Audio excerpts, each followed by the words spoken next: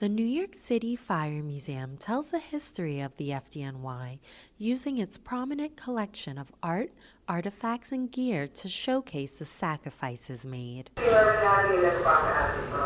The museum even features a live 911 emergency dispatch call for visitors to experience. The Fire Museum opened a new special exhibit called Recovery and Reflection, celebrating the September 11th Tribute Museum, which closed last year. The 9/11 Tribute Museum was open for 16 years in Lower Manhattan, but the pandemic was very, very difficult and challenging, as it was for a lot of cultural institutions. And I think with the lack of visitors, it just became very difficult for them to stay open and recover from the pandemic. The exhibit comes as the nation gets ready to mark 22 years since the terror attacks and will be open to the public until October. Now, the Fire Museum is remembering the institution and what it represented, mainly the heroism and sacrifice.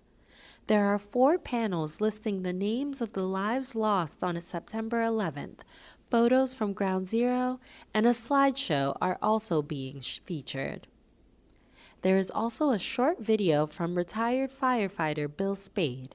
He was the only firefighter from Rescue 5 on Staten Island that made it home that day. He said, man, we should go back to the door, see how many people left that stairwell. I said, maybe you're right. Visitors to the exhibit were clearly moved by what they saw. Many were too emotional to talk with us.